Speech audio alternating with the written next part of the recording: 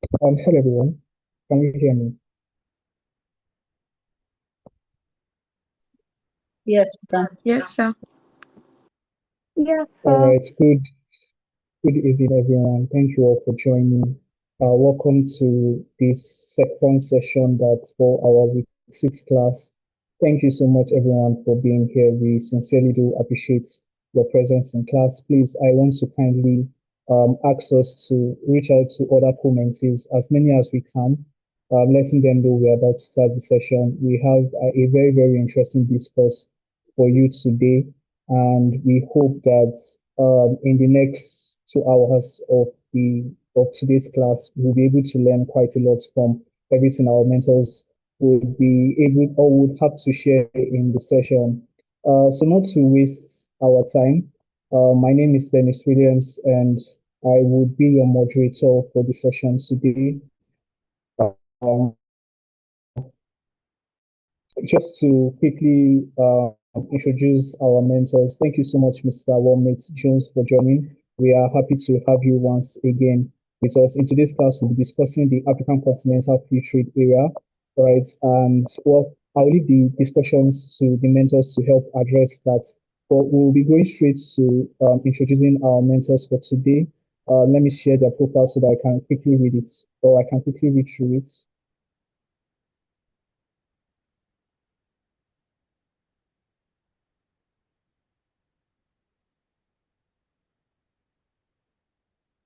Okay, so in today's class, we're expecting two mentors. The first being Mr. Walmate Jones. Mr. Walmate Jones is the founder of the African Continental, that is the AFCFTA, African Continental Free Trade Area Roundtable, a continental think tank for trade policies and investment experts, interpreting the contents of the African Continental Free Trade Area agreements to SMEs and providing continental wide range advisory on trade policy implementation. He serves as pioneer chairman of the Bayelsa Business Roundtable and affiliation of the African Business Roundtable, offering access to international organizations and peer reviewing institutions on policy framework. Walmart is a member of Faculty of Africa Industrialization Group, a continental group committed to the industrialization of African economies. He serves as the legal advisor of the All African Association of Small and Medium Enterprises, like the AAASME, and also a member of the multinational organizing committee of the Africa Trade and Investment Global Summit, that is the ATIGS 2021, an African-centric investment summit holding in Dubai on the sideline of the Dubai Expo. Walmate Jones has 3 decades of post-call experience as a lawyer, providing legal advisory, planning and strategy, business risk analysis, policy framework development, and investment and asset acquisition negotiation in the oil, gas, petrochemical, marine, aviation, and real estate sectors, locally and internationally. He serves as the managing counsel of Femi Osinowo and Company, a firm of legal practitioners in Lagos with specializations in marine, maritime, and aviation services. He also serves as Group Company Secretary of Royal Marine and Sphere Limited, a marine service company which managed Nigeria's largest strategic offshore petroleum product storage on behalf of the PMMC/NMPC. At the time, he has severally been involved in negotiation for the acquisition of offshore vessels, product tankers, and rendering associated legal services as well.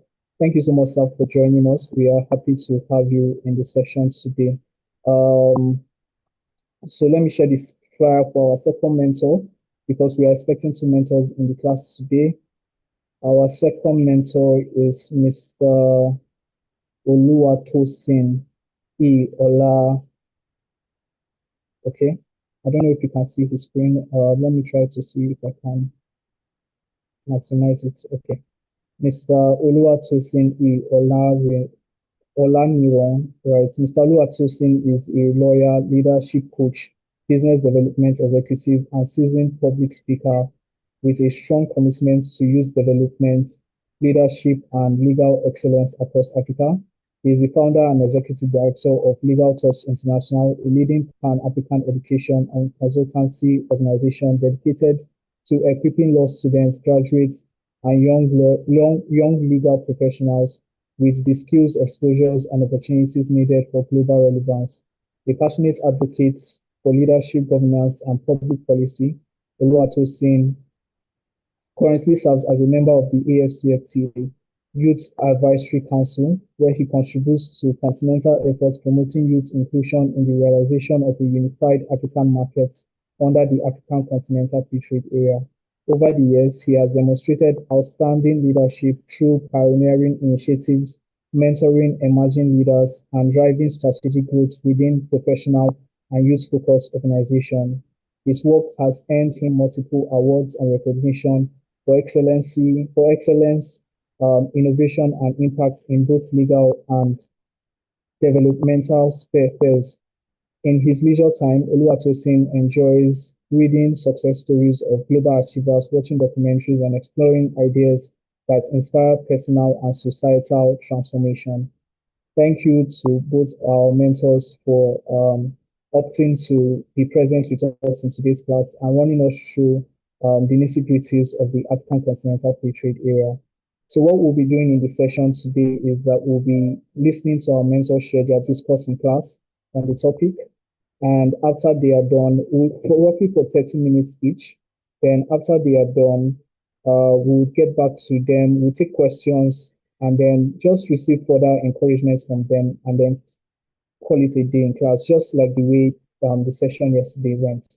Right. So not to waste any further time, Mr. Walmis, thank you so much once again for joining us. We are happy to have you here with us. Thank you for sparing time out of your very, very busy schedule to join us in today's session. We are so delighted to have you join us. So, sir, we want to hear you in the next 30 to 35 minutes. Run us through your discourse for today on the African Continental Free Trade Area. You're welcome, sir. Okay, thank you very much, and good evening, everybody. It's a delight to always be a part of this program. It's an opportunity for us to share our expectations with everyone on the AFCFTA. But permit me to put off my video in case it might be too heavy to roll when I'll be speaking. So, okay, so let me see if I can share my screen.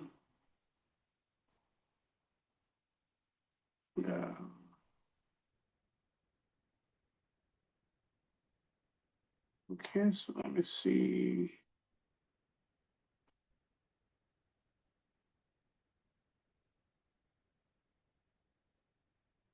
Okay. All right, so let me see.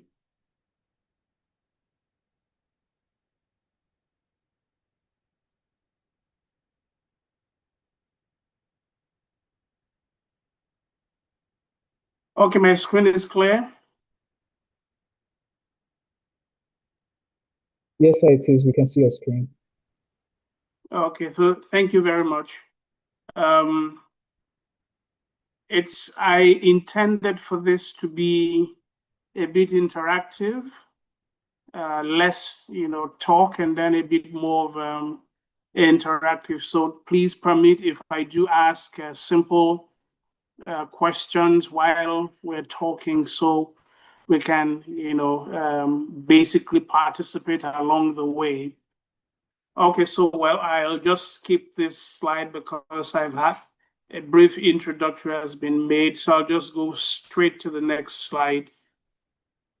So on this slide, you'll see, basically, I just want to speak on the AFCFTA framework to give a primer of it. okay, to give a primer of the AFCFTA.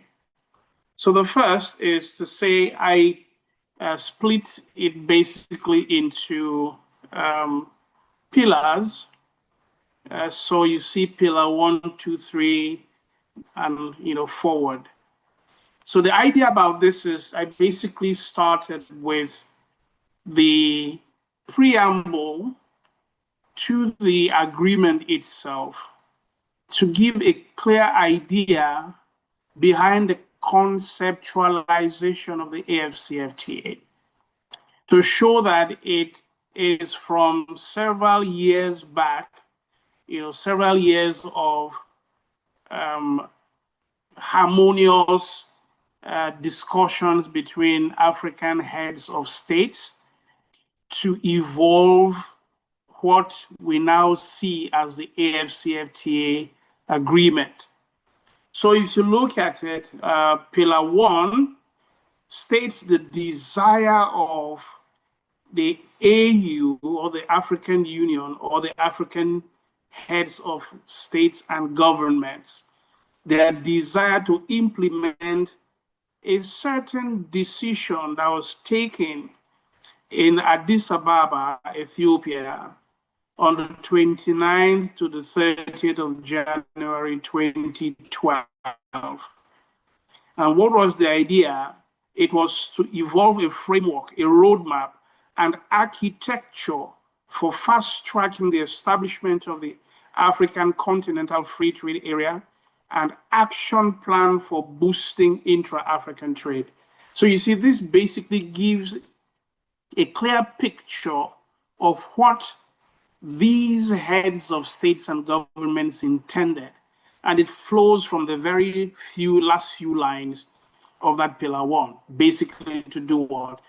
To establish the framework, the roadmap, and architecture for fast-tracking the establishment of the African Continental Free Trade Area and action plan for boosting intra-African trade. So basically, they discovered that amongst African nations, there was less trade.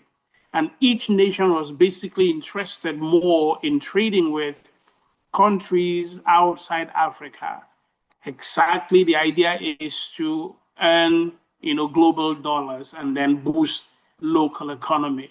But of course, we all knew, or we all know still, that trading, with other countries globally only involved Africa's raw materials and with no atom of value addition locally.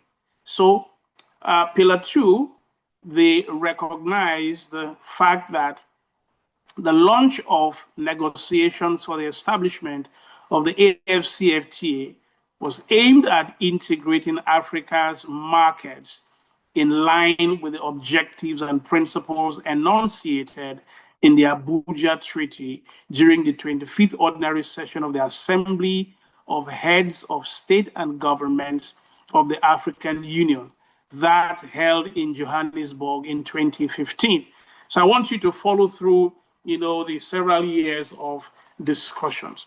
Pillar 3, there was a determination for them to strengthen the economic relationships and build upon respective rights and obligations under the Constitutive Act of the African Union of 2000. So for those of us who know, we know that pre-2000, it was called the Organization for African Unity, or OAU.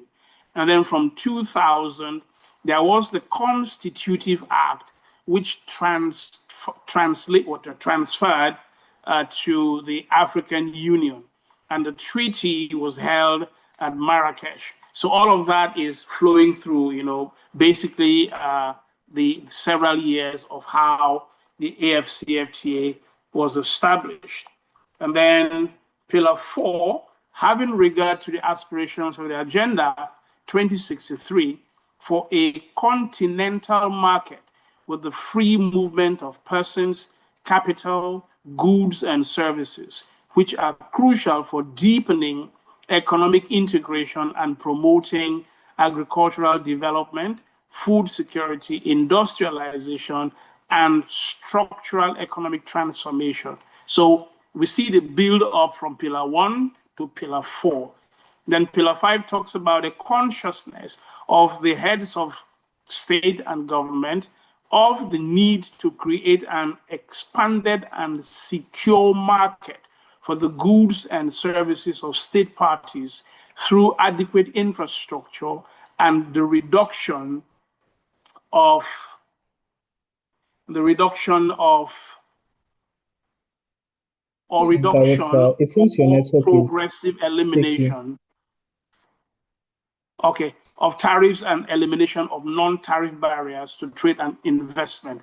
So this is the build-up from pillar 1 to pillar 5, how they were envisioning to build a continental consensus through continental growth strategies, and also to establish niche markets, pursue market integration through continent-wide sustainable strategies, and then essentially also to build supply chains, cultivate intra-Africa supply chains to redirect dependence on the continent. So we know that African heads of states and government depended on global markets to build local economies.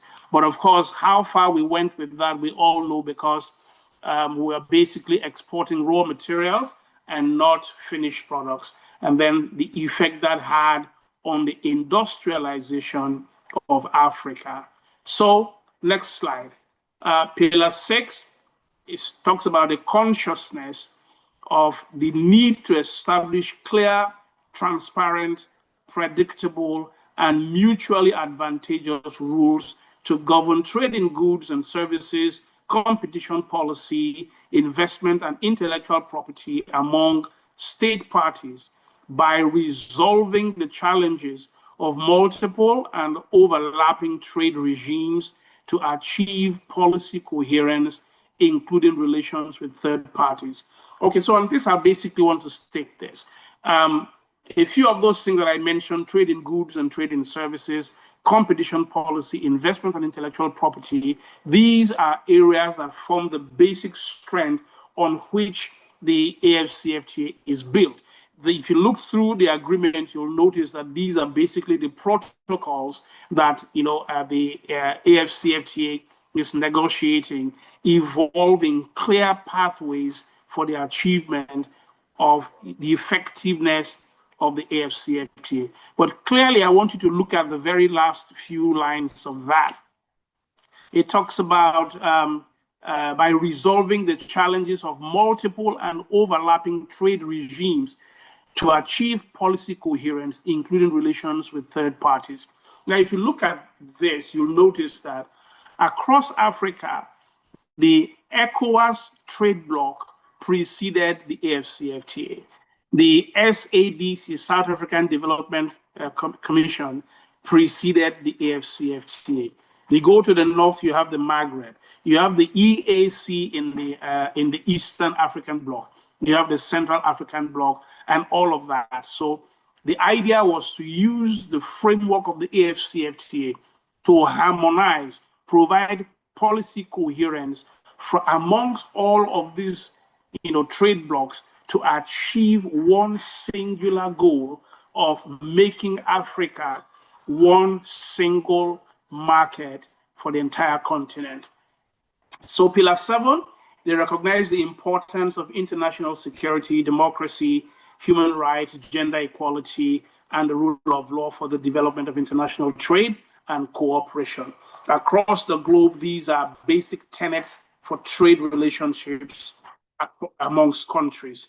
Pillar 8, they reaffirm the right of the state parties to regulate within their territories and state parties flexibility to achieve legitimate policy objectives in areas including public health, safety, environment, public morals, and the promotion and protection of cultural diversity. So part of what many African countries were afraid of, or their governments were afraid of, was the fact of losing sovereignty to the AFCFTA or to the African Union in terms of this trade agreement.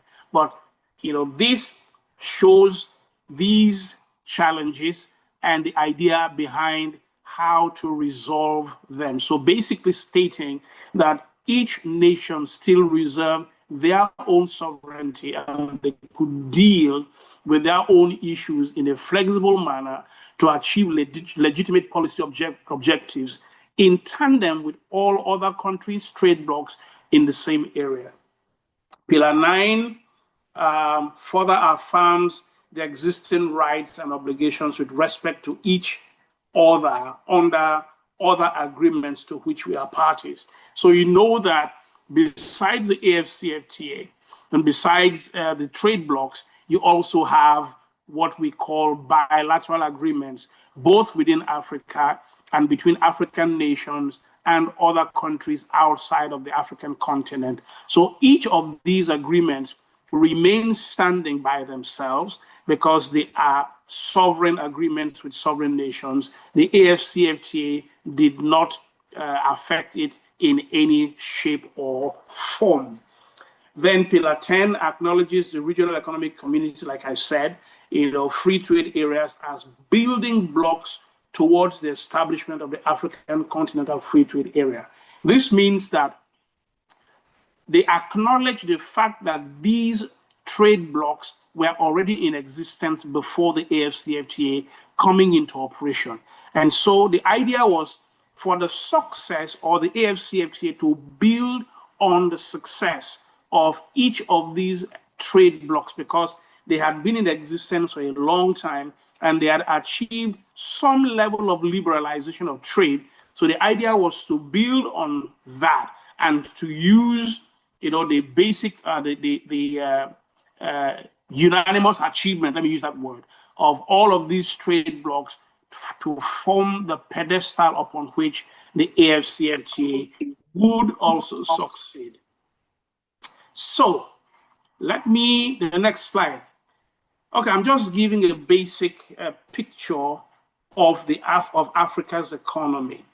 If you look at this, it's basically desegregated into 3 key areas: mining products, agricultural products, and fuels.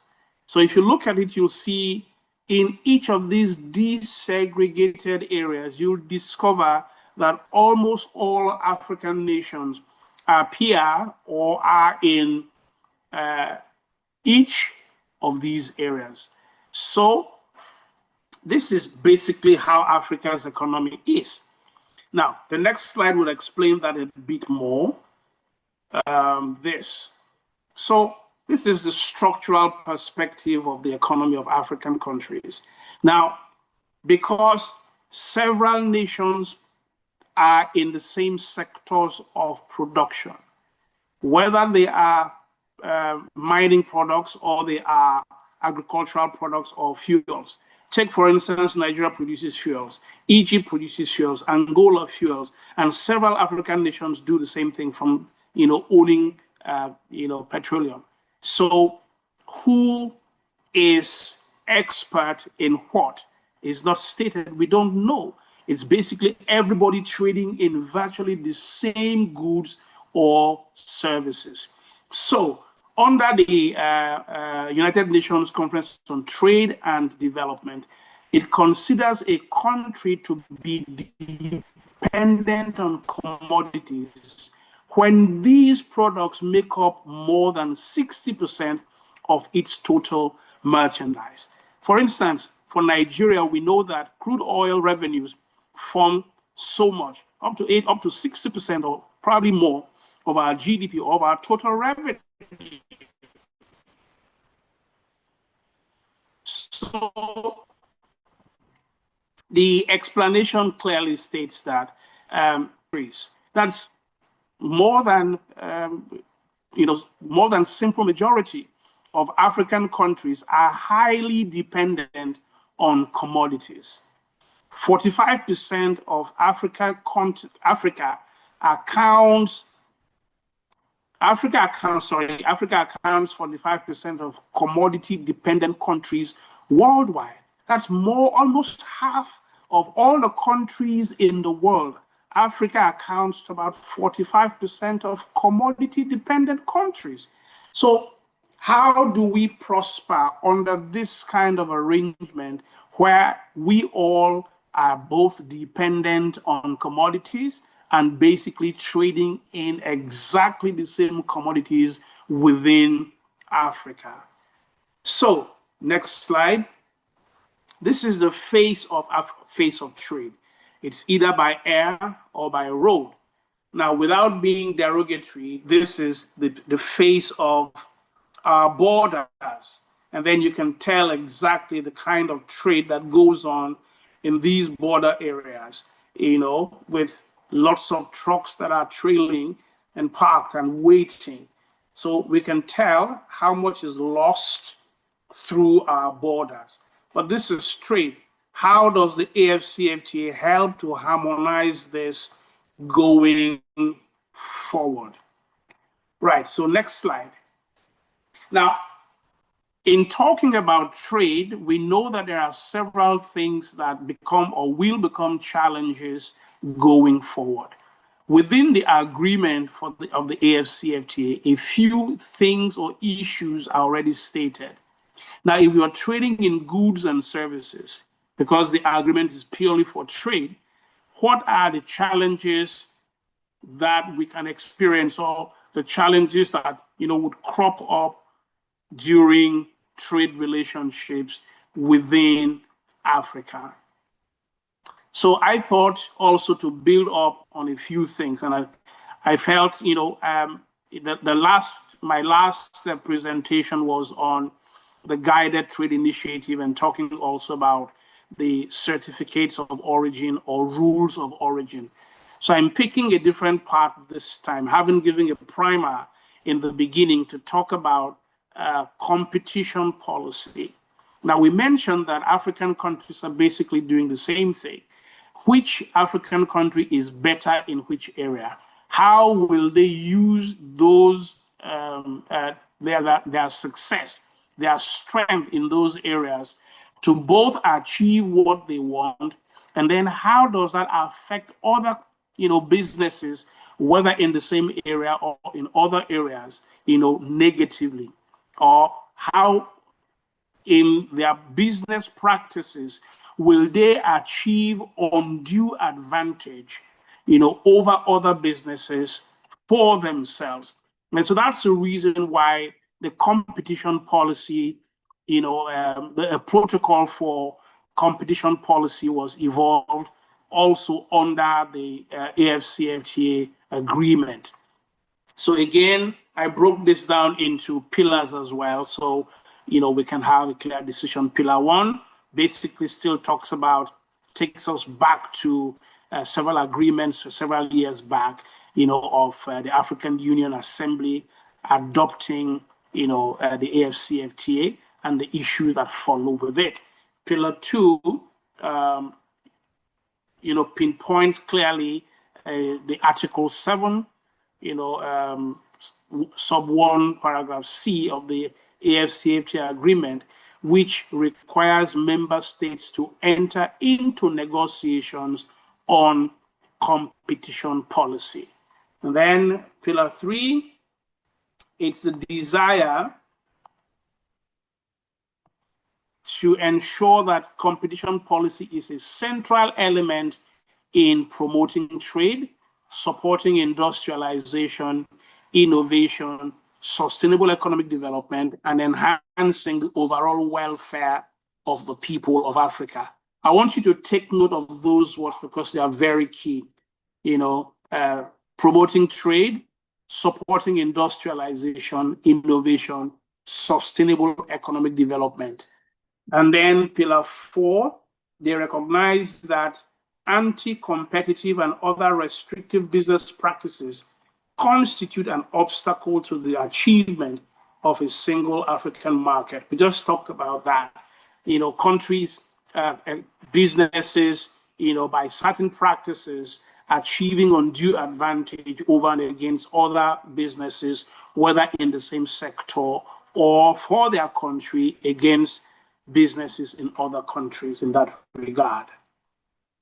So then pillar 5, they have taken note of the need for closer cooperation at national and continental levels in the implementation of their respective competition laws. So the idea is to ensure that every state party has a basic competition policy within their local jurisdictions.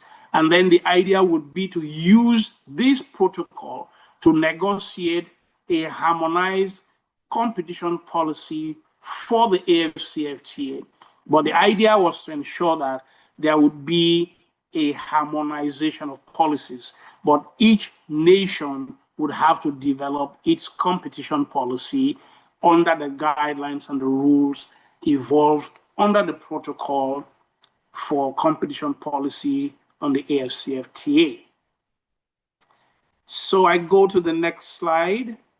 If I'm too fast, someone let me know, please. Okay, so pillar 6, it's a consciousness of the central role that national and regional competition agencies will continue to play. So again, let us ask ourselves clearly anyway, while we're talking, in advanced countries, you have competition agencies or agencies that are in charge of competition policy. But I'd like, for most of us who are listening in and watching, to do your personal research to see how many countries in Africa actually have, agencies or commissions or, that are in charge of local competition policy. Pillar 7, they are cognizant of the importance of promoting national competition laws. Okay, so, and institutions based on cooperation and harmonization. We're saying the same thing, harmonization and cooperation to achieve a single protocol, negotiated protocol on competition policy. Pillar 8 states the desire to protect consumers on the African continent from anti-competitive business practices. All right, that's simple enough. Then pillar 9, they recall that Agenda 2063. But let me ask, how many of us have read the Agenda 2063 of the AU?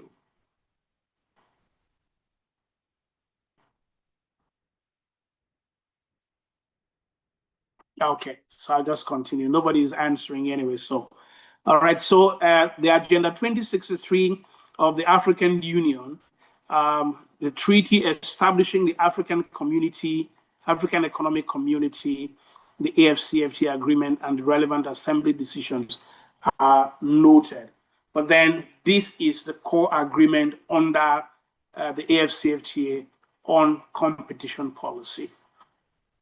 Now, what is competition policy? Or what does it entail? The policy seeks to regulate activities by individuals or enterprises that would seem unfair or inappropriate, seeking to reduce or restrict market competition. So if an entrepreneur or a company or a business engages in certain practices with the intent to reduce or restrict market competition in their area of business, that is anti-competition. The whole idea about competition is to say that, look, if everybody is basically providing the same goods and services, it should be competitive. It should be judged on the basis of how much value you one agency, one entrepreneur, or one individual would have added to his product, or how innovative his own service is. So let the choice of the consumer be based on value added, not on practices that tend to strangulate all other competitors or all other producers in the same business or in the same environment. So if you look on the left, it states that the protocol shall apply to the following. 1, all economic activities by persons or undertakings within or having significant effect on competition in the market. B, conduct with continental dimension and having significant effect on competition in the market. Number 2, the protocol shall not apply to matters. Okay, so I'll just leave that, and we'll explain that, talk about it in, slides ahead following. So the key idea basically is to restrict activities,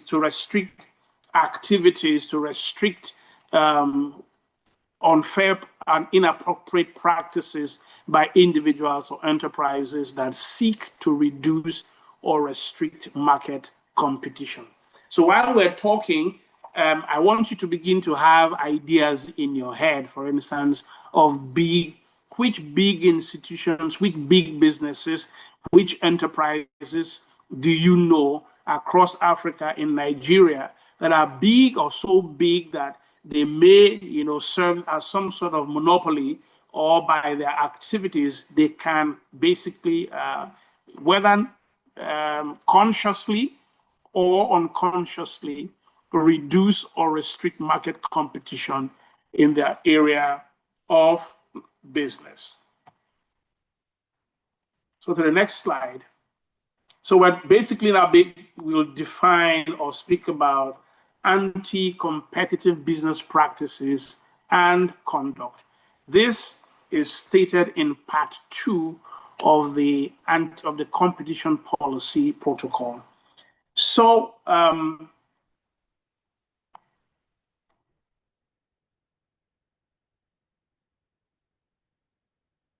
Article 5, anti-competitive practices.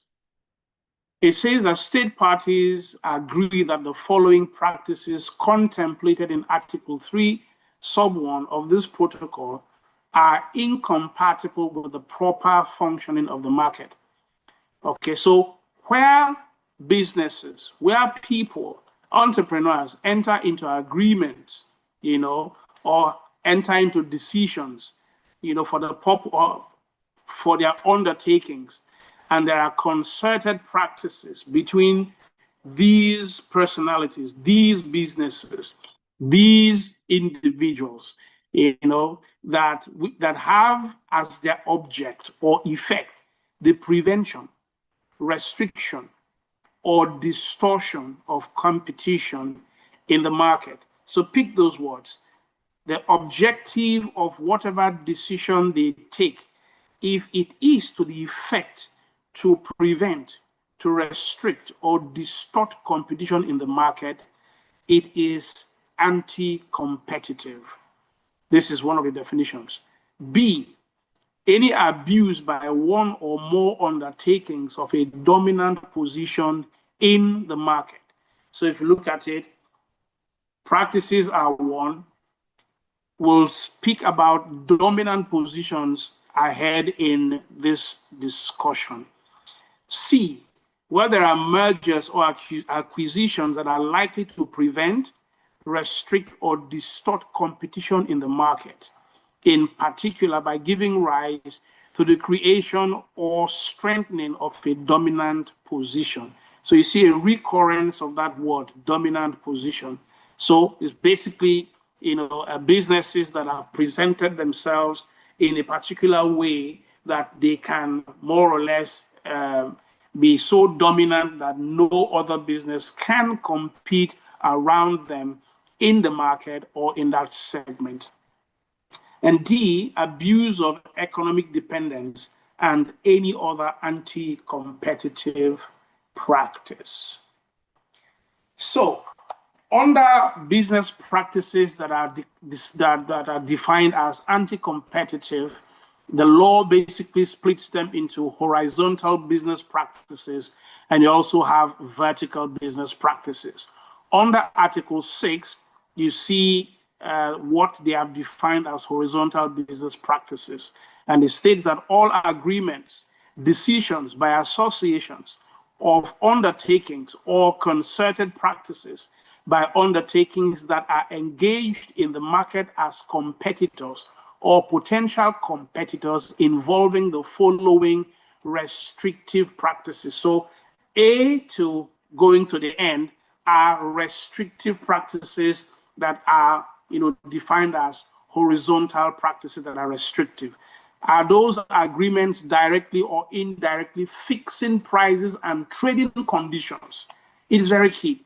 So for us as lawyers, for us as business practitioners, it is for us to look at the business practices of certain businesses, certain engagements, certain enterprises or entrepreneurs. When they state their prices for their goods or services, is it indirectly fixing prices and indirectly fixing prices and trading conditions? Do they state it and state it as absolute? If it shows that way, then we know we can classify that as a horizontal business practice that is prohibited. Under B, restraints on production or sale, including by quota or output restriction. When businesses are producing and you know that they feel that they have a certain monopoly, and then they produce by quota, not exceeding a certain quota, and then their output is restricted in such a way that it will determine pricing in the end, creating some sort of scarcity to determine pricing, then you know that it is a prohibited horizontal business practice. And then if there's collusion in tendering or bid rigging, it is prohibited. If the agreement results in market or customer allocation, now businesses can decide to look and say, look, I will only supply a particular segment, and whatever they produce goes to that segment against all other demands. When you see that, you know it is a prohibited practice under the competition policy of the AFCFTA. Are there concerted refusals to purchase or supply? If, for instance, a big business, has need for inputs, and then the inputs can only come from a particular location or a particular country, or they can supply to a particular country. Are they refusing to buy input from a particular country so that they leave them without business outlets for something they know that they can quite easily do? That qualifies as a prohibited business practice. Is there collective denial of access to an arrangement or association which is crucial to competition? So let's take, for instance, on the global scene, we have OPEC, for instance. Now, if OPEC presents itself in ways, of course, OPEC is an aggregation of an arrangement amongst oil-producing countries, or it's an association. But are their arrangements critical or crucial to competition? Do they deny access to other countries that should be a part of it that produce the same thing? So within the competition policy of the AFCFTA, if you look at businesses that do the same thing, and then certain people, entrepreneurs, set up an association of that kind of arrangement, and then they restrict access, they deny access to an arrangement or an association which is crucial to competition. Other businesses that do the same kind of, other entrepreneurs that do the same kind of business, that can provide some sort of support for products or for supplies, if they deny them access under the competition policy of the AFCFTA, it is prohibited. Now, more of that, just two basic points again. Any agreement or decision by associations of undertakings or concerted practice between undertakings in a horizontal relationship other than those contemplated in paragraph 1 of this article is prohibited if it has the effect, those are the words again, the effect of distorting, preventing, or restricting competition in the market, unless a party to the agreement, concerted practice, or decision can prove that any technological efficiency or other pro-competitive gain resulting from it outweighs that effect. So more or less stating, well, if the gains from what they are doing, for instance, if it can prove that it has, some effect on technological advancement or efficiency, if the gain, the overall benefit of it is not just for the undertaking, is not just for the association, is not just for the entrepreneurs, but it has global, continental, or national effect or benefit, then of course it can be excused as not a business practice that is prohibited. Under 3, this article shall not apply where undertakings belong to a common undertaking and those undertakings are under joint control or where they are otherwise not able to act independently of each other. So permit me, please, I'm reading them out because these are legal provisions and I want us to, take cognizance of the specific words that aggregate to define what these prohibited practices are and how they fall under the provisions of competition policy under the AFCFTA. Okay, so, we said that prohibited practices are either vertical or horizontal. So, under vertical business practices that are prohibited, we say that the practice of minimum resale price or minimum resale price maintenance is prohibited. Now you see people would produce certain products and then they will determine and state minimum resale price. The whole idea of having a minimum resale price would be to undercut other businesses that produce exactly the same product so that they would be at an advantage to make more sale. That is a prohibited vertical business practice. So let me just give a small information of what a vertical business practice is. It involves focusing on a specific market segment within a broader industry. So take, for instance, the oil and gas industry, and then you have refining, that is a specific market segment. You have production, that is a specific market segment. You have distribution, that is a specific market segment. So in distribution, for instance, take, for instance, someone who buys several hundreds or thousands of trucks, and then it basically takes over the trucking business in such a way that no other business within the same segment can compete effectively.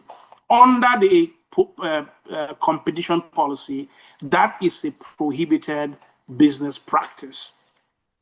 But the provision also says that notwithstanding paragraph 1 of this article, a supplier or producer may recommend the minimum resale price to the reseller of a good or service, provided that A, the supplier or producer makes it clear to the reseller that the recommendation is not binding, and B, if the product has its price stated on it, the words recommended price appear next to the stated price. So it's clear. For instance, if someone is selling a particular product for a particular price, we said you should not specify a minimum retail price. But if you do specify a minimum retail price, it will not be a prohibited practice for as long as you state that the recommended price is not binding, meaning the reseller can sell at a price that is convenient for them beyond and above the recommended retail price. In that instance, it is not a prohibited business practice. Or if the product has the real price stated on it, then beside it you have another word or another price stated, recommended price. So in that instance, of course, you know that you're providing alternatives for reselling. So in that instance, it will not be a prohibited business practice. And number 3, any agreement, decision by associations of undertakings or concerted practice between undertakings in a vertical relationship restricting passive sales. Passive sales is prohibited. Okay, so at least we've been able to specify what practices are prohibited, whether within a specific market segment within a broader industry or businesses within the larger industry of any country. And next, under still vertical business practices, it says that any agreement, decision by associations of undertakings or concerted practice between undertakings in a vertical relationship other than those contemplated under paragraphs 1 and 3 of this article is prohibited if it has the effect of distorting, preventing, or restricting competition in the market, unless a party to the agreement, decision, and or concerted practice can prove.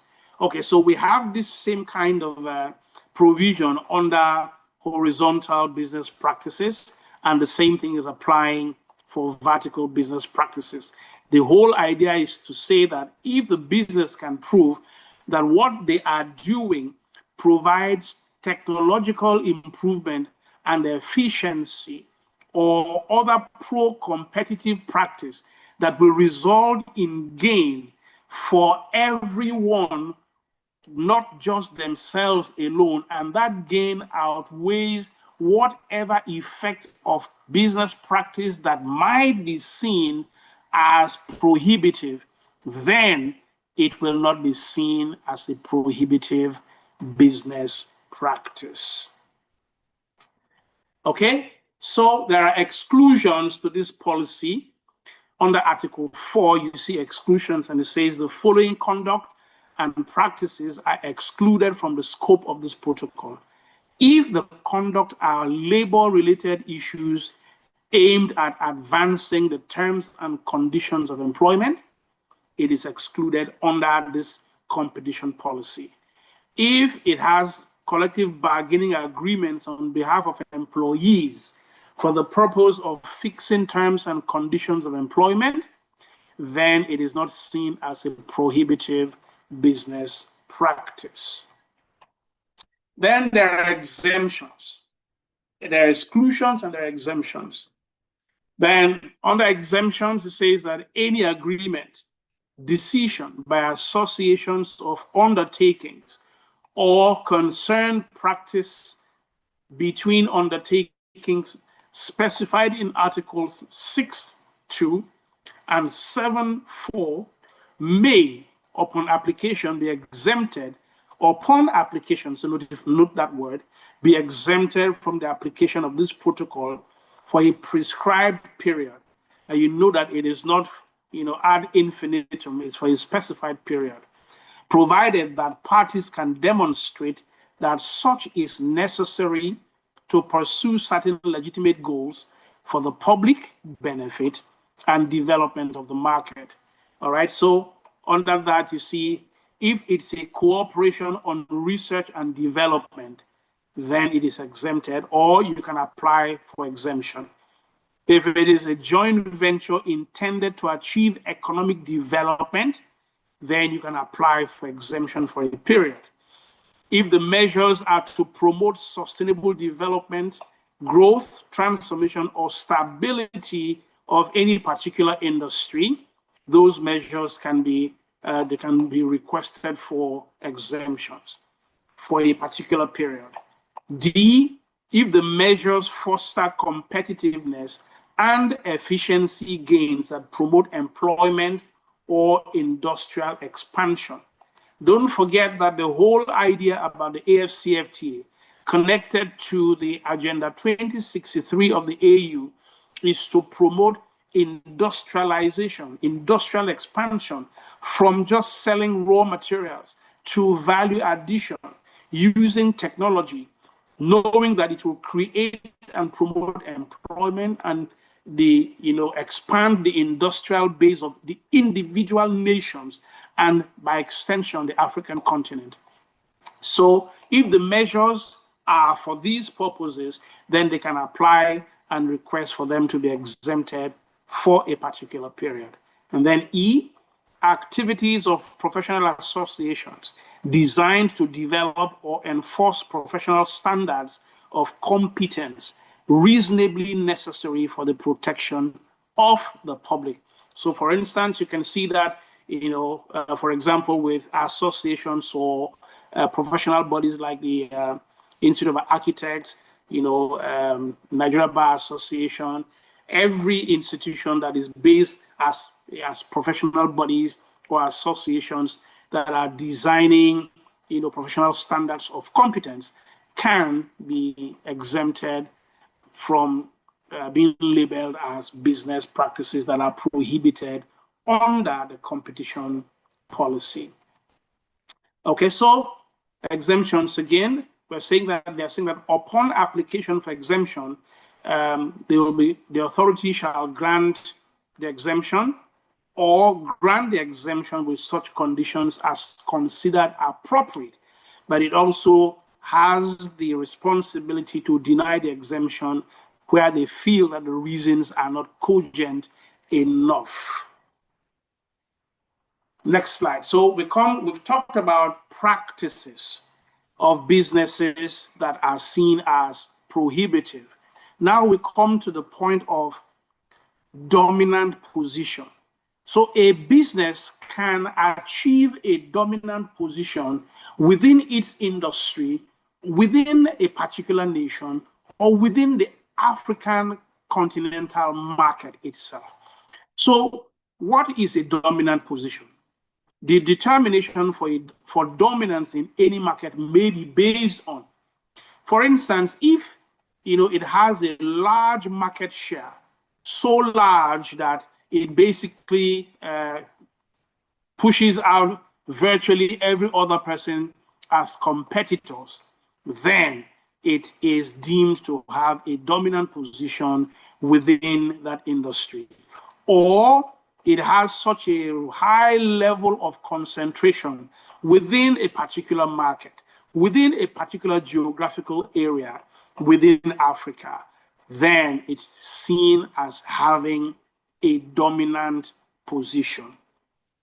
Or B, if the market power considerations, including barriers to entry, countervailing power, the level of actual or potential competition in terms of number of competitors, production capacity, and product demand, or the history of competition and rivalry between competitors.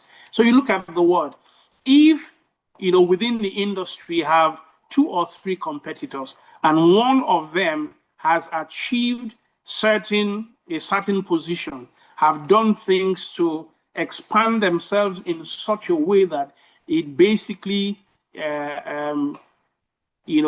makes it impossible for others to compete within the industry, they are seen as having a dominant position. Or if within the industry you see that they are the only ones within the industry anyway, and there are no other businesses in that regard, in that segment, they have automatically a dominant position. Or if you look at their production capacity, it's so huge that it is nearly impossible for any other competitor to produce anything near, a minimum threshold of what they produce, then of course you see that they are in a dominant position. But the question is, having a dominant position, is it by itself prohibited? So we see that in the next slide. This. Okay, so the idea is to say that if a company, an entrepreneur, a business has or has achieved a dominant position and uses that position and abuses it for its benefit and to the detriment of all others, then it is prohibited practice. So under 2, you see any business, any abuse by an undertaking or a group of undertakings of a dominant position within the market shall be prohibited insofar as it prevents, restricts, or distorts competition, or likely prevents, restricts, and distorts competition in the market if, among others, A, it eliminates or restricts or is likely to eliminate or restrict. Forget, don't just please understand the legal language there. It's just repetitive, so that is fine. B, if it directly or indirectly imposes unfair purchase or selling prices or other restrictive terms of conditions. Or C, it sets prices below cost. Of course, we can, the authorities have ways of determining that. Globally, you can tell, the cost price for producing a particular product, and then it is basically universal. And you see a business produce and then set its prices below its production cost. Of course, because it's big, because it has a dominant position, doing this is an abuse and it is prohibited. D, if there are limits, if it limits the production of goods or services for the market to the detriment of consumers. We talked about this a bit in the horizontal and vertical prohibited practices. All right, so if you're producing and you know that in limiting your product, in the market, the consumers would basically be affected negatively, or maybe it creates a inflation on the product. Of course, you know that it is an abuse and it is detrimental. On E, it makes the conclusion of an agreement subject to acceptance by another party of supplementary obligations, which by their nature or according to commercial usage have no connection with the subject of such agreement. The whole idea is to muzzle, by using an agreement to muzzle, any other party by reason of a supplementary agreement or obligation, to muzzle them, to keep them from competing with them. That is abusing the dominant position. F, if it refuses to give a competitor or customer access to an essential facility or input when it is economically feasible to do so.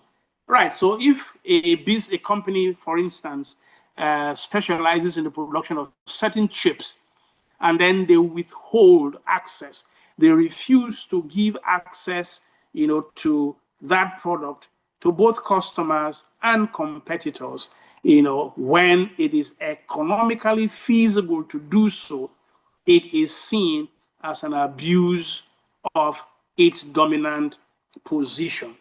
Then if it applies dissimilar conditions to equivalent transactions with other trading parties, thereby placing them at a competitive disadvantage.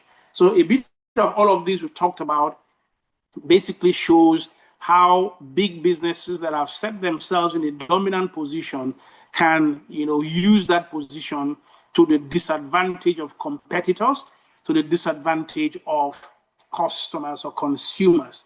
That is an abuse of the dominant position, and it is a prohibited practice. Next slide. I'm just basically asking a question. We were talking about competition. Does it have any relationship with competitiveness? Of course, competition is you have two persons doing the same business, but then it's one person or one business, one entrepreneur, one enterprise is seeking to have undue advantage over the other. That is competition in a nutshell. It might not be a very clear description of it.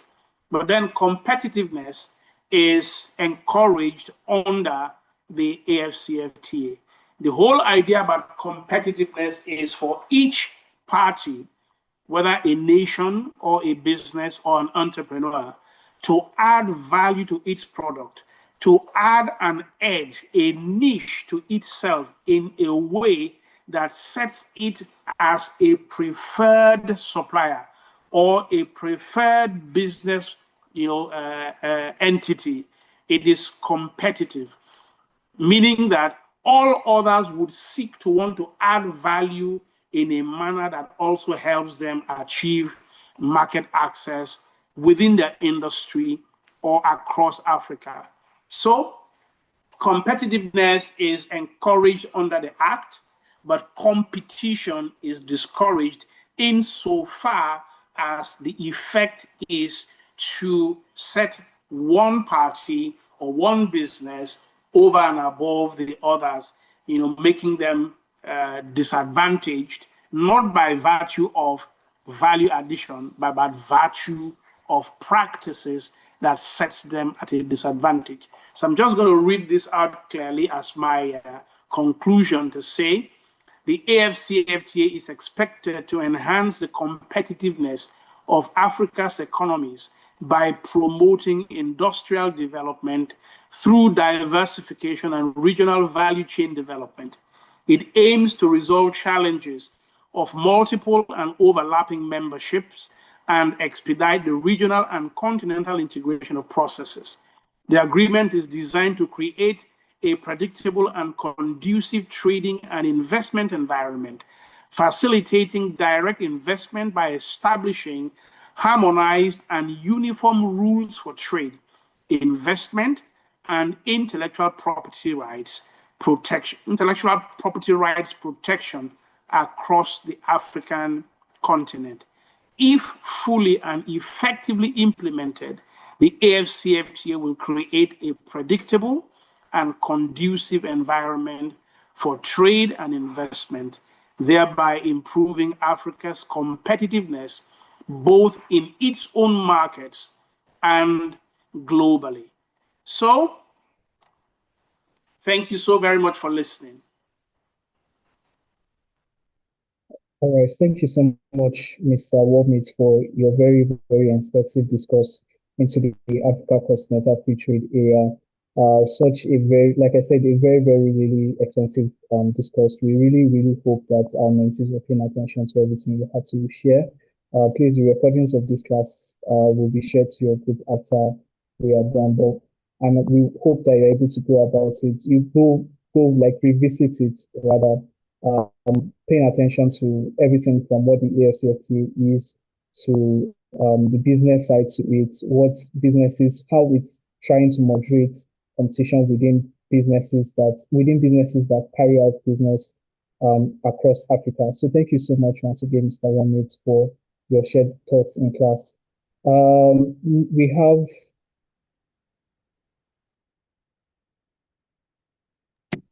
Sorry, my second device just went off. Please, we have our second mentor. Can we hear me? We have our second mentor with us, Mr. Oluwatosin. Thank you so much, sir, for your patience. We are really happy that you are able to join in for the call. Please, I would just like to also, maybe in the next 30 minutes or 35 minutes, hear you just run through the presentation while your presentation, and then we would take questions afterwards and call it a close to class. You're welcome, Mr. Oluwatosin.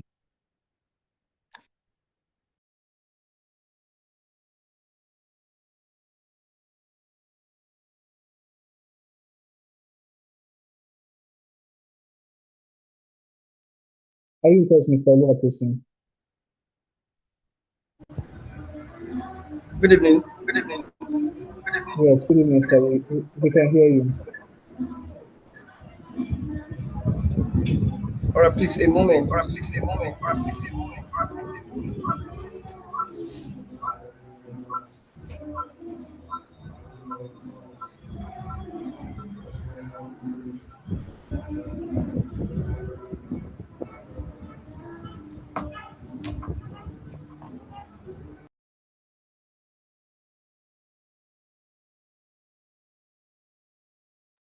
Okay, we'll just kindly give Mr. All right. Oluwatosin a minute. Good evening, everyone. Yes, good evening, sir. We can hear you, sir. Yeah, it's a great pleasure to be part of this conversation this evening, and I want to extend my sincere appreciation to the organizers for this warm invitation. And I most equally appreciate and celebrate Mr. Warmit Jones for that excellent presentation. So I've been tasked this evening to speak on opportunities open to graduate and undergraduate under the umbrella. Sorry, I think I noticed my mic is okay, all right.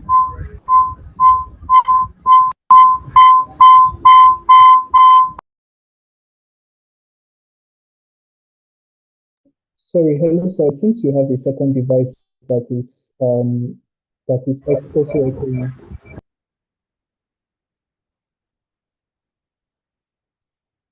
So maybe you can maybe put that device on silent, or you can mute it so that you Okay, can is it hear better you now? clearly. Okay, it's still echoing.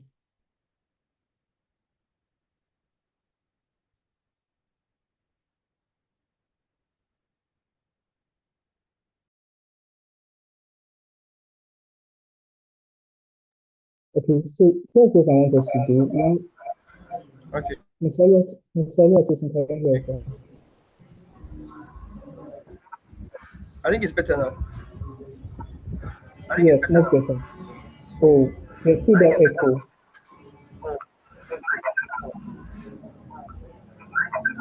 You have a second device on. That's what is making the echo.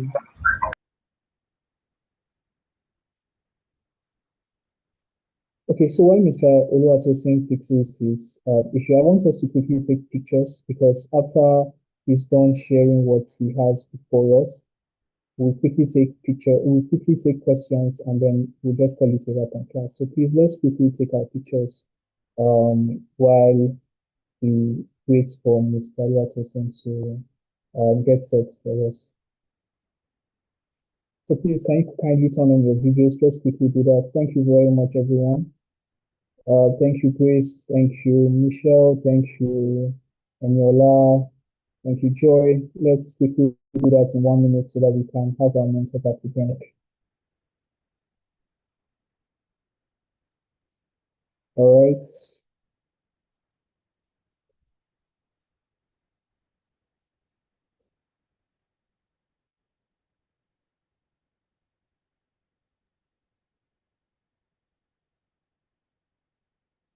So I can still see some of our videos still coming on. Let me just give us 1 more minute for everyone that still wants to turn on their video to do that. Let's quickly turn on our videos. Thank you, everyone.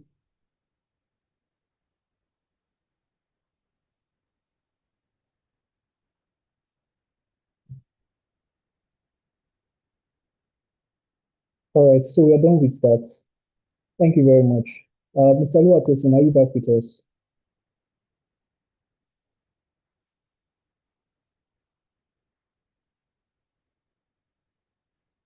Hello, Mr. Oluwatosin.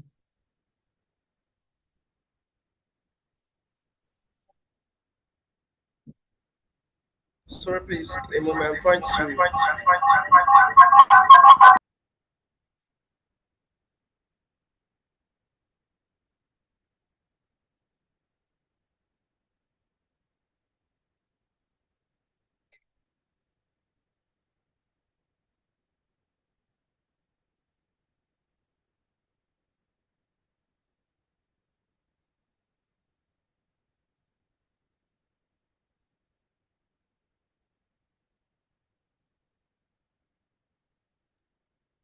Can you hear me now? Yes, yes, it's all All, better now. all right, thanks so much. All right, so good evening, everyone. All right, so it's a great pleasure to be part of the conversation this evening. So I've been tasked with the mandate to speak on the topic opportunities open to graduates and undergraduates under the umbrella of the African Continental Free Trade Agreement. And discussion this evening will be very fast. And please just give me a moment. Let me try and share my screen as well.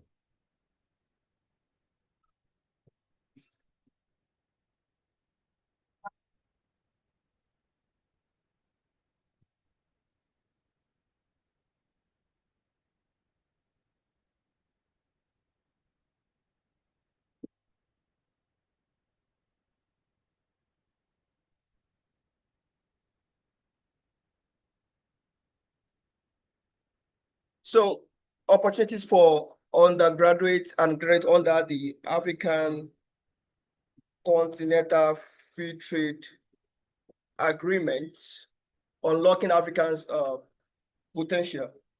So based on the introduction, I'm Olatu Sananura, by the way, and advisory council member of the African Continental Free Trade Agreement Youth Advisory Council. And Mr. Walmed Jose has taken us through the background of the AFCFTA, and I think I just have to, sorry, I think I just have to,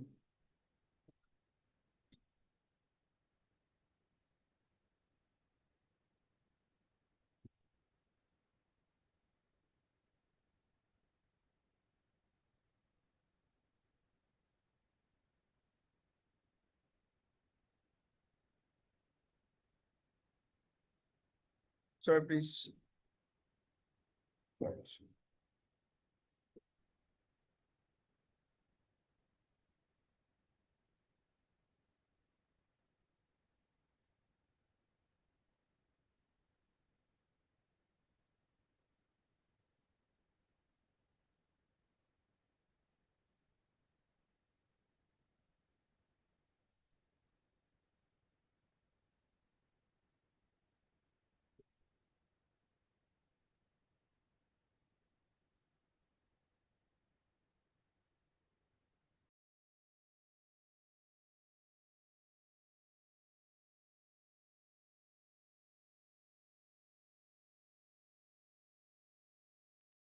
Hello, sir. Are you still with us?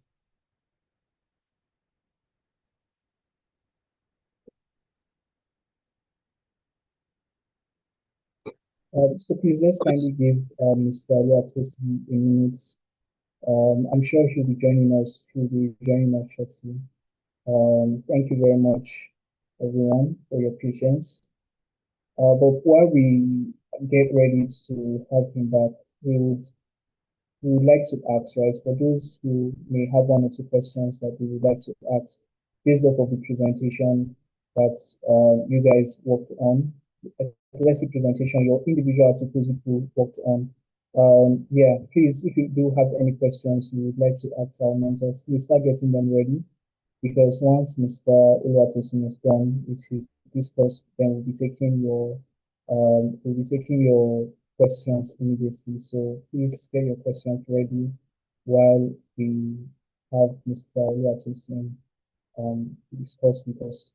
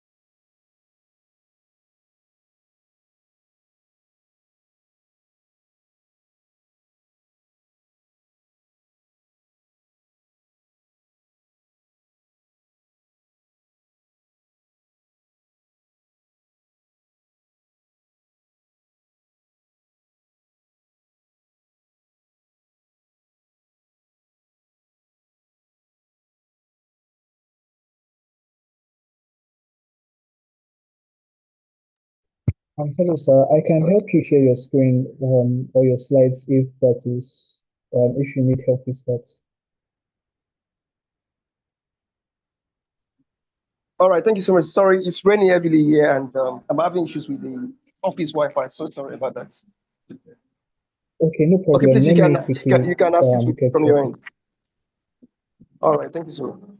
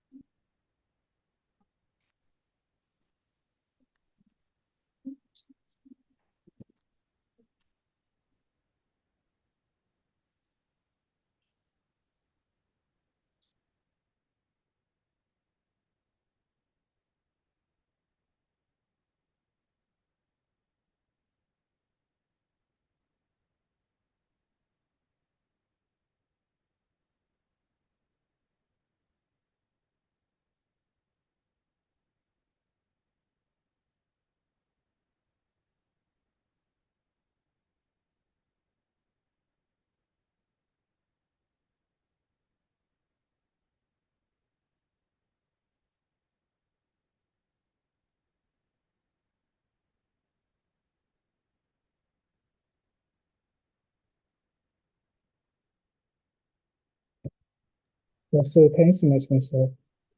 All right, sure. Okay.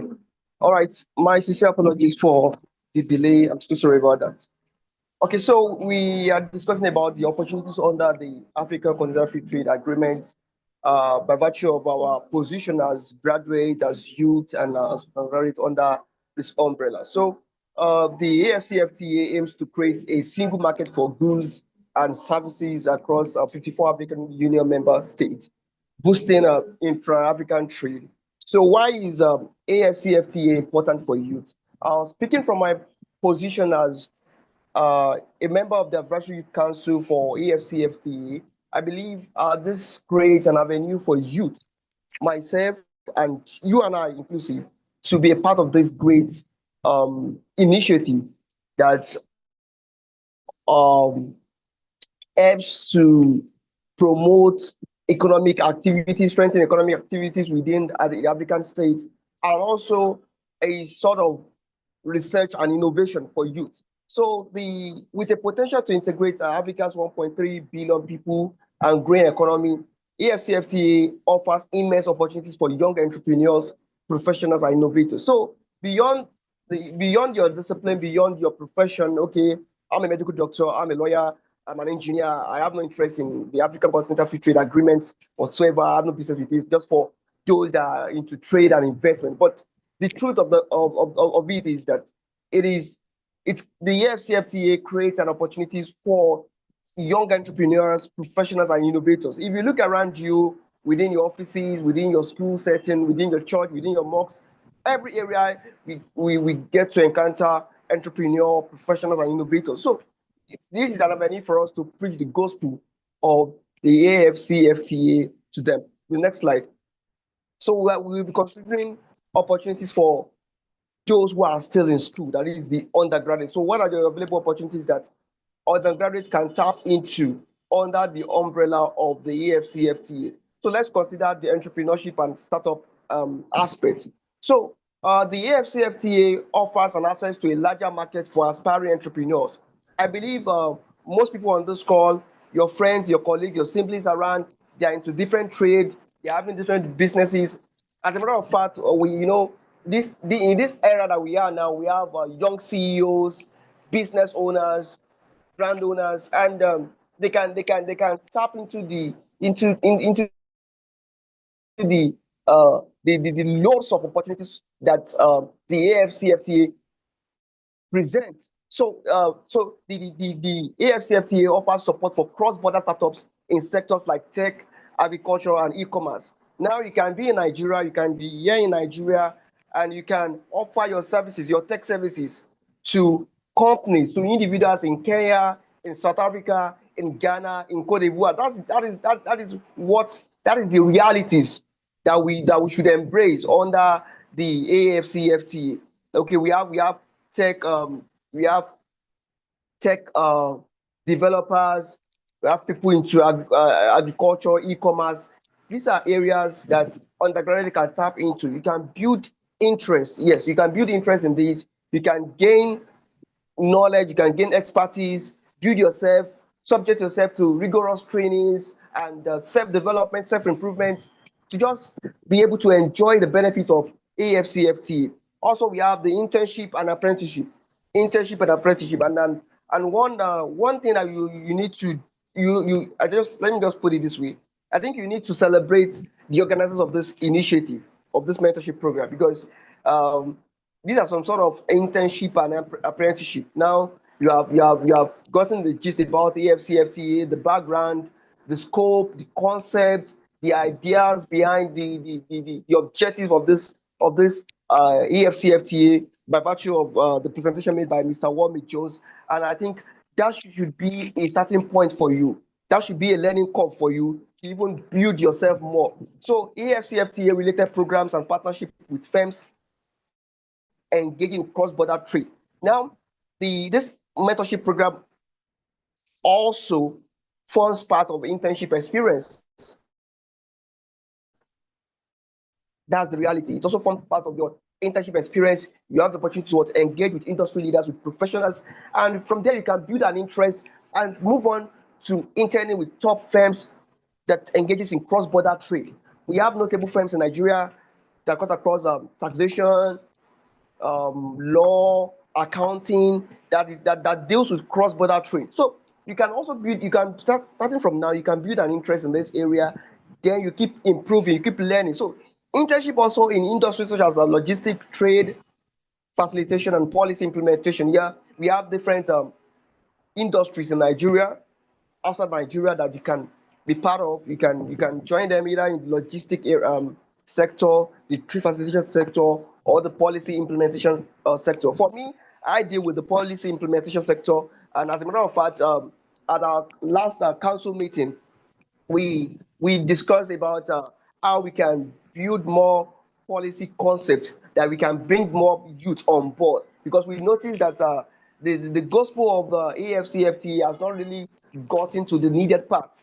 And I'm glad that platforms like the JIIPCC is promoting the awareness, and it's very encouraging. So that is what we want. We want to create a policy framework, a policy implementation platform whereby we can bring in more youth to be part of this great initiative. They can learn more about it, they can discover about the opportunities that are available in it, and they can build themselves and create something meaningful from this. Also, we have the education and skills development programs.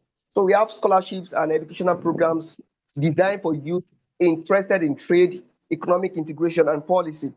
Now, I'm a member of the International Law Association, Nigerian branch, and what we do, we also do something that relates to trade, economic integration, and policy. So we work in partnership with different organizations, with different sectors to ensure we create some educational initiative and skills development program. And I think in the coming days or in the coming weeks, we'll relate some of these initiatives with the organizers and how we can bring on board previous mentees of this program to be part of this initiative. You know, it's something that we should encourage. We should encourage scholarship and educational development, especially in the area of in this emerging area of the African Continental Free Trade Agreement. Also, we have access to African Union initiative focused on empowering young leaders in trade-related fields. So I would advise that for youth now, for those still in school and out of school, you can do yourself a good by going on the internet, making research on African Union initiatives that focuses on young leaders in trade-related fields. For me as a person, I think most of these opportunities, I was never contacted for some of these opportunities. I just had to go online, make my research, send in my applications, interact with any contact person of that organization, and I was like for being appointed as a member of the advisory council for the AFCFTA under the ICOYACA. I think for me, I saw the opportunity online while I was making some of my research, and I saw the opportunity. I made my applications, and I think about 6 months, I got a mail, and I had to proceed on another interview Do you get? So from there, so you don't have to wait for that opportunity. You can search for that opportunity. You can look around. You can tap into the available opportunities, and you can do something meaningful. So don't just sit down there and keep waiting. You need to start learning. You need to start being part of organization, being part of initiatives, little community, little close group. At least from there, you can make something meaningful. What I'm trying to say is that you don't have to wait for opportunities. Far beyond the scope of our discussion tonight, you don't have to wait for opportunities. You can make inquiries. You can LinkedIn is in fact a better platform for you to start making inquiries, start getting connected, start tapping into opportunities. You get we have speakers that have been invited to speak on this particular concept. You can send them a message. You can interact with them. You can engage with them further, and at least from there you can have them within your network, and they can easily guide you on available opportunities. Next slide.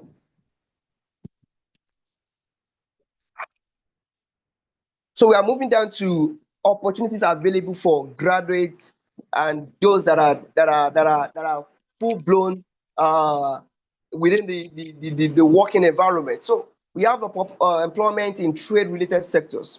So there is an increased demand for legal experts, economists, and trade specialists in areas like custom, trade compliance, and logistics. So in fact, if you are within this area, law, accounting, economics, I think you are good to go.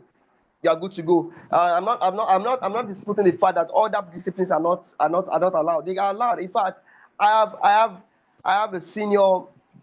I have someone who is a medical doctor, and in fact, is doing well within the space.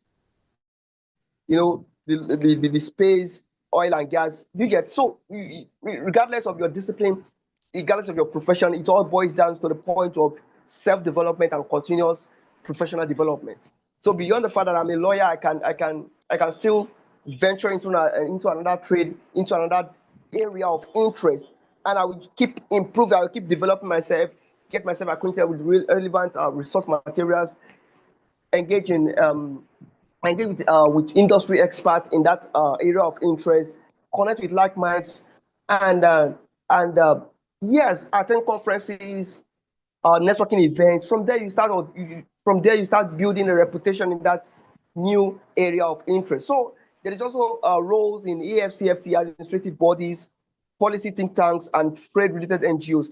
I'm aware at the moment that Mr. Wami Jones currently runs I think the roundtable conversation on AFCFTA in Bayelsa State. I'm not so sure about that, but I think you can attest to that on this call.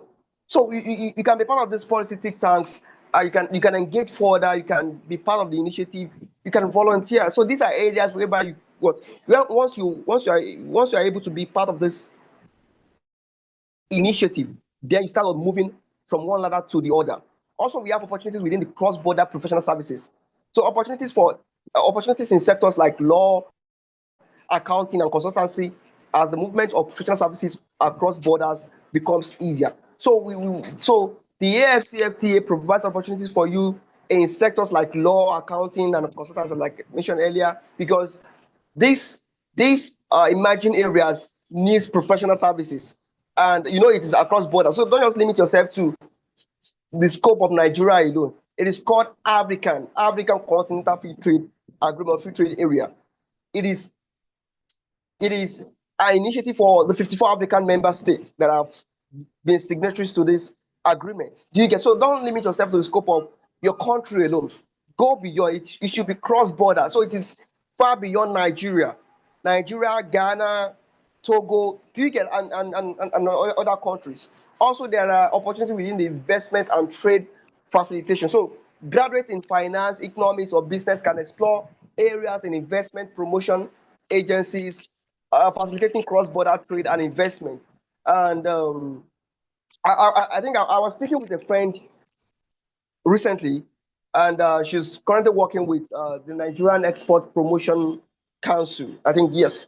So we were discussing, and I was from there. I was able to know that most times Nigeria also exports services. So we are not just exporting goods to other countries. We are also exporting services. So some countries also require some of our services, either in the accounting, in consultancy, in law, in medical. they also require our services. So we are not just exporting goods alone, we are also exporting services. So the AFCFTA, okay, for a company now, I'm just citing an instance, for a company now in Ghana, and they are looking forward to tap into the available opportunities within the Nigerian market. They will be needing a legal practitioner, a trade lawyer in Nigeria, right?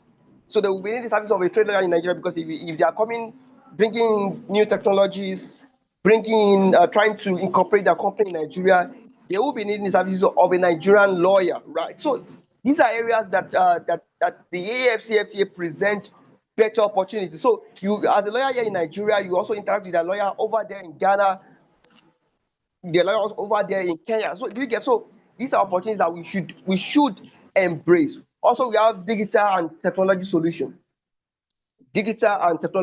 So tech graduates can take advantage of growing needs for digital platforms to support e-commerce, digital payments, and supply chain management under the AFCFTA. And I think we must celebrate some of these giant initiatives that we have here in Nigeria, and that have spread their tentacles to different parts of Africa. We have the likes of MoneyPoint, Flutterwave, and the likes. They have ensured seamless digital payment, and they have support e-commerce. Do you get, using Paystack now? You can easily pay for goods and services right there in other African countries across the globe. So these are initiatives that graduates must equally tap into. They must all equally tap into, and I think we ourselves as youth, beyond our discipline, beyond our profession, we can create some sort of interest in this area. Next slide. All right, so we have a diagram of the AFCFTA sectors for youth engagement. You can see that the AFCFTA is the largest free trade area in the world, measured by number of countries participating. Also, the AFCFTA connects 1.3 billion people across 55 countries with a combined GDP of $3.4 trillion. Can you see that?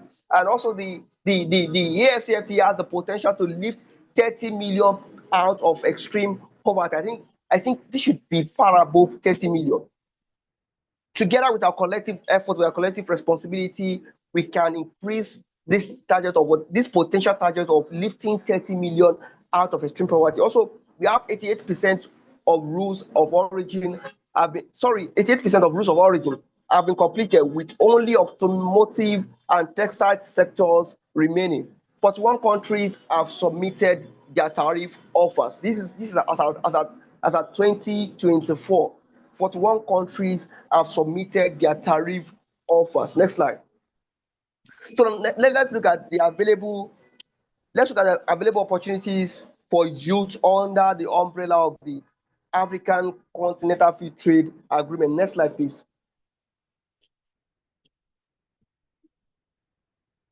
So we have the agriculture and agribusiness. So the AFCFTA opens door for agribusiness startups to trade agricultural products across African borders with a focus on food security and sustainability. I'm very certain we are aware now that Nigeria, as a country, yes, we are the giant of Africa, right? Yes, we are the giant of Africa, and when it comes to agricultural business in Africa, I'm very certain we are leading. But we just need to improve more on ensuring cross-border trade of our agriculturally produced products, or produce rather. So the AFCFTA opens door for agribusiness startups to trade agricultural products across African borders with a focus on food security and sustainability. There are some agricultural produce that we have here in Nigeria that are not available in other countries. So how do we ensure the availability of this produce in other countries, and also ensure that we are boosting our economy, internal economy here in Nigeria, also boosting the economy of other African states, and under the flagship of the AFCFTA. So as youth, we can tap into the available opportunities of agriculture and agribusiness. The second point is manufacturing and industrialization.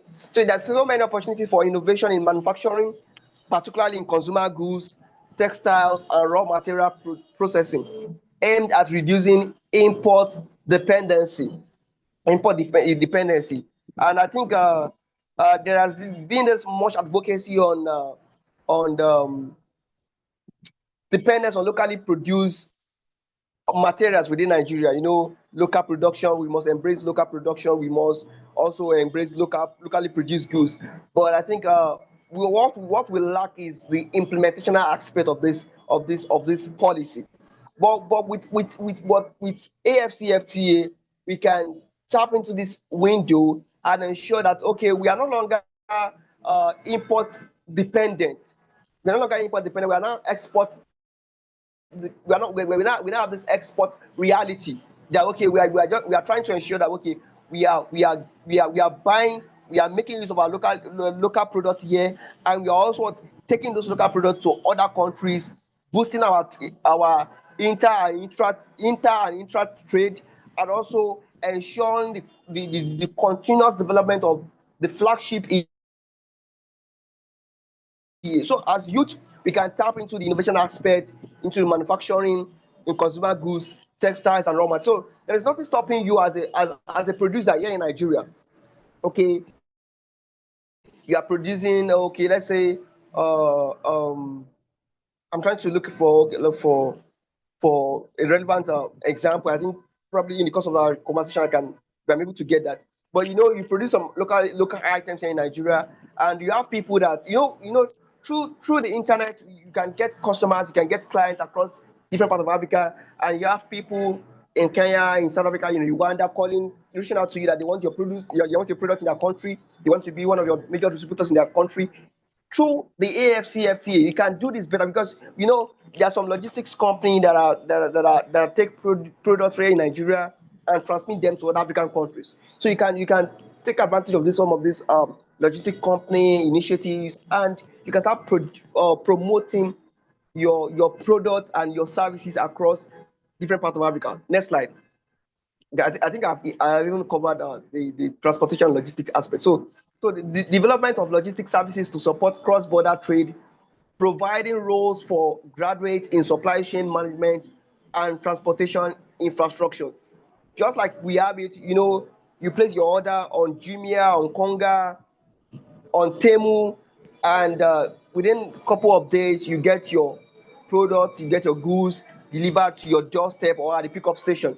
We can also create that sort of reality under the flagship of the AFCFTA. So I can be here, I can be in Ghana, and I can just place order for any product here in Nigeria, and through the instrumentality of developed and organized logistics services, I can have my product or services, or sorry, my product delivered to me right there in Ghana. So that's that is one initiative we are clamoring for. That's one initiative we want our youth, myself, you and I, to be part of this great convergence, to be part of this great emergence. Okay, we can invest, we can build initiative around transportation and logistics under the flagship of the AFCFTA. Next slide.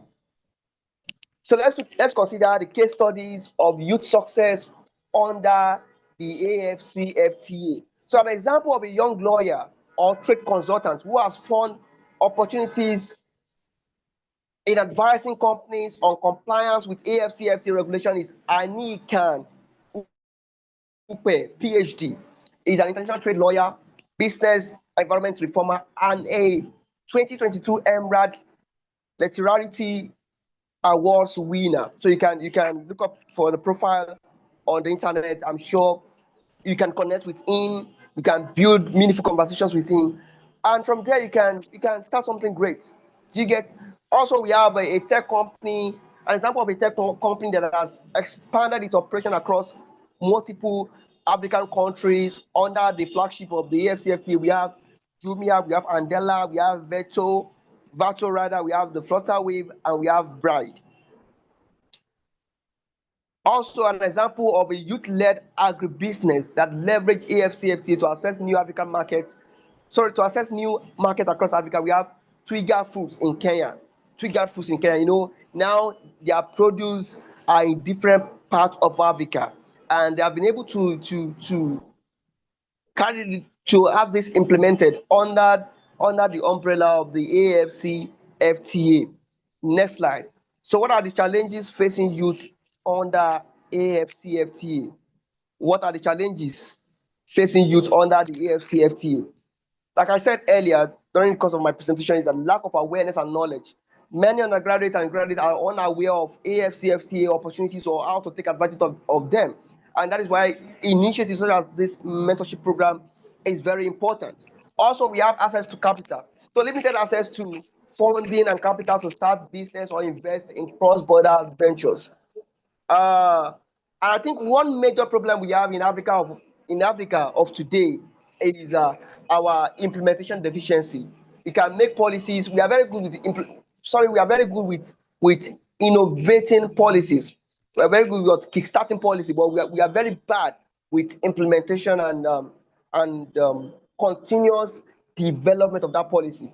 So we day in day out, government of the day, we keep telling us, okay, we give access to capital, we're giving them capital to youth to invest here and there, but till today we have no access to this capital. And it's not just about Nigeria today. I have friends in Uganda, I have friends in Kenya, I have friends in Rwanda and South Africa. And so sometimes for me, I just think, I think this issue is with Nigeria alone. But when I was able to interact with some of my friends across different parts of Africa, and I got to know that it's not just about Nigeria, it's about Africa. So it's a canker one that has eaten deep into the fabrics of different African states. So youth in different parts of Africa, we have this challenge of having access to capital. Once we have access to capital, either short-term loans or long-term loans, or with incentives, actually, we can be able to fund our business investment. We can be able to tap into the cross-border ventures easily without struggle and without complaint. Also, we have the regulatory and bureaucratic barriers. So, despite the AFCFTA framework, there are still regulatory hurdles that could limit ease of doing business. Yes, and I think during the last presentation I had with the immediate past mentees of this program, I was able to put them through, walk them through some of the bureaucratic barriers that we encounter, even as a member of the advisory council for the AFCFTA. And what are these barriers that we encounter? Now, if you are trying to set up businesses in other African countries, you have to get some licenses, some permits, some regulatory compliance, and so there's these bureaucratic barriers that we encounter, that potential investors encounter. And I think there is a reason why we have the AFCFTA framework, and that has been domesticated by different African states. But the issue that we have now is that some of these African states, their policies, their statewide code are not really participatory enough, and to limit the burden of regulatory framework.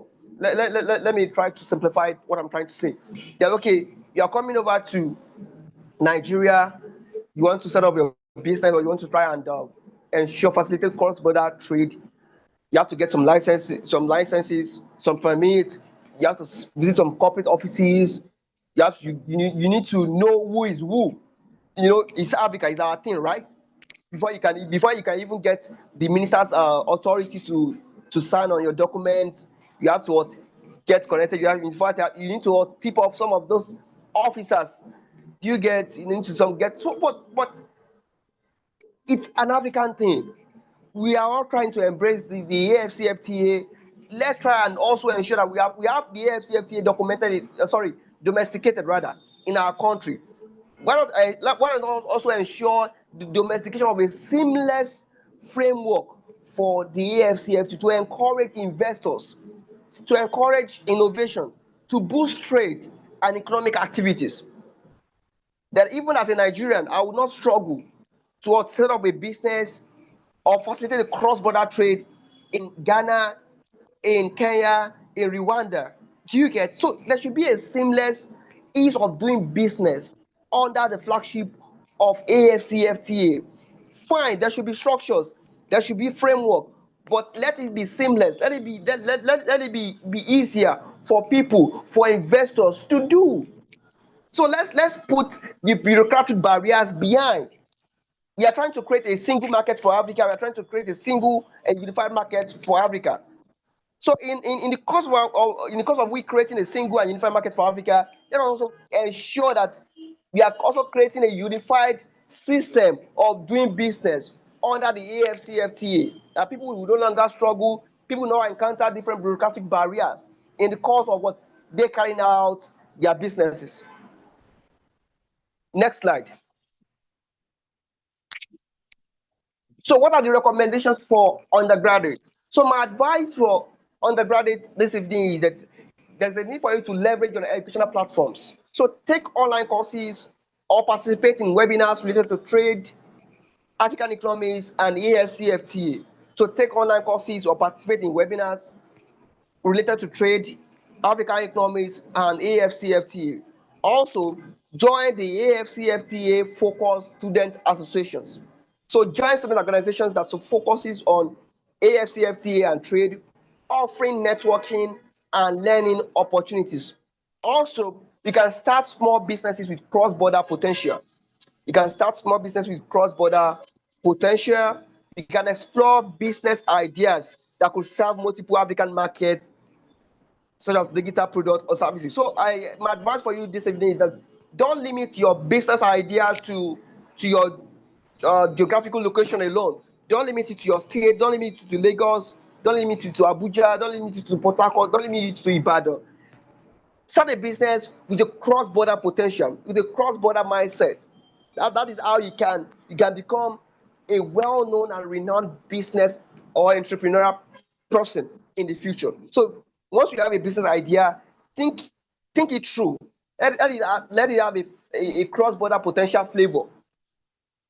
So let's move down to recommendations for graduates. So for graduates this evening, I would advise that you focus on skills development in trade-related fields. So pursue certifications in international trade law, cross-border logistics, or trade finance to stay competitive. Also, engage in policy discussions, actively participate in AFCFTA related forums and policy dialogues to stay updated and influence future trade frameworks. Also, collaborate across borders. So network with professionals from all African countries to build cross-border partnerships, particularly in professional services like consulting or law. And like I said earlier, I was able to get to have an idea of this Youth Advisory Council for AFCFTA by virtue of my networking my networking experience and research abilities too. So you can network with professionals, you can collaborate, you can engage with people to in professionals like consulting or law to know more about the AFCFT and tap into the available opportunity. Also, seek funding and support programs. So identify AFCFTA driven grants, government-backed financing programs, and youth enterprise schemes that facilitate cross-border trade. So at the moment now, the University of Pretoria in South Africa is currently running an LLM program in international trade and investment law in Africa. It's a one-year program starting in January 2027. So if you are interested, you can be part of this great initiative. Do you get? So these are some of the things that we are trying to bring aboard through our Youth Advisory Council, and now we can have these opportunities, have these policy discussions with youth in Africa and outside Africa. So in conclusion tonight, the AFCFTA as a youth empowerment. So the AFCFTA represents a transformative opportunity for African youth with the potential to drive economic growth and innovation.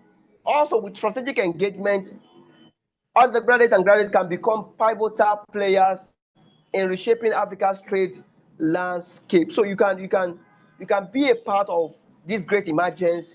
There are so many ways you can contribute to the development of this initiative, either by virtue of your ongoing conversation like this, your awareness, your in-depth research and continuous professional development, your advocacies, your volunteering initiatives.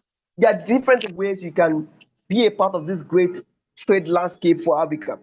So in summary, my call to action is that for undergraduates this evening, you need to start learning, start building networks and engaging with trade-focused organizations. So start learning, building networks and engaging with trade-focused organizations.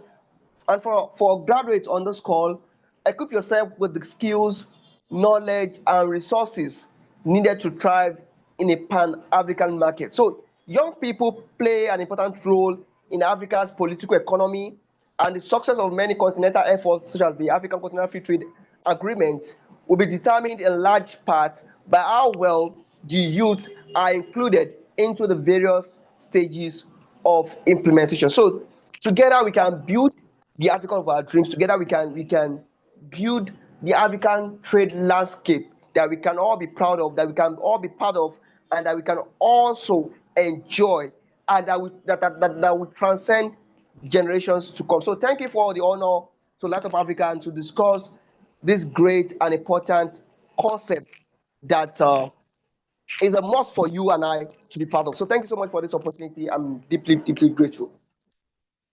All right, thank you so much, Mr. Oluwatosin, for sharing it with us. That's very thorough discuss on the Africa Continental Free Trade Area. So I want to mention that, it is commonly said that there are a lot of opportunities. Many times it is you that is not aware of the opportunities that are out there. So the African Continental Free Trade Area is just basically an agreement that has been set up to ensure that businesses can be run seamlessly across Africa. I think there was one of our billionaires within the country that said that it is easier doing business with the outside world, that is Europe, Americas, and Asia, than doing business in Africa. Dangote also once said that it is easier to do travels between Nigeria and Europe, right, than to do travels within Africa itself. So this agreement, or the African Continental Free Trade Area, is an agreement that has been set up to ensure that seamless movements of both people, persons, and also businesses can be conducted within Africa without issues. And like our mentors have rightly said, 54 countries are signatory to this agreement. So if at all you want to establish a business, you are trying to move your hands beyond what you are doing here in Nigeria, you can have access to other countries, and the SSC provides you with an opportunity to do that. Right? Like I said, there are lots of opportunities. It is you that's now aware of it, and that is one of the reasons why we bring these kinds of discussions to you as part of the program, to get you involved, to get you aware that there are initiatives like this that are going on, and you need to take full advantage of it. So just before we wrap up for today's class, we once again want to thank our mentors. If there are any questions that the participants want to ask, you can go ahead. We will take, I think, maybe one or two. Right, so please let's go ahead and ask questions. If you have a questions, please do so by the indication of your hand, or you can send your questions to the chat box and I'll read them out. Do we have questions?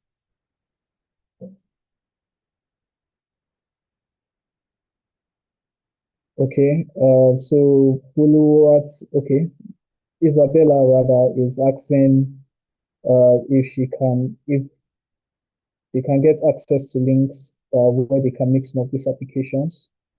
All right, I think Mr. Oluwatosin already mentioned that when he gains some of that information, he would be forwarding them to us and we'll be sharing them with you. All right, so please we'll facilitate with our mentors to see if there are any of these opportunities that are accessible for both internships and not just internships, for grants and other things that are related to the African Continental Free Trade Area, we will gain access to them. All right. So in the absence of any other questions, or in the absence of questions, I want to say a big thank you for making it out to class. These combined sessions are done or are put together to overall open you up to other aspects that we feel are very, very important for you to gain awareness into, that will just generally give you an edge after you are done with this program. So thank you for everyone who stayed to the end. Once again, a big thank you to Mr. Womit and Mr. Oluwatosin. Tomorrow we'll be having two sessions. That is fundraising for business and our HR clinic. So please do well to make yourself available for sessions tomorrow. Come prepared. I promise it's going to really be a lot of interesting discussions that will be going on. Like I said, discussions that will be giving you an edge once you are done with this program. So thank you, everyone. Good night. Don't forget to fill your attendance. Don't forget to share what you have learned on a different social media platform. Yeah, and see you all tomorrow. Good night, everyone.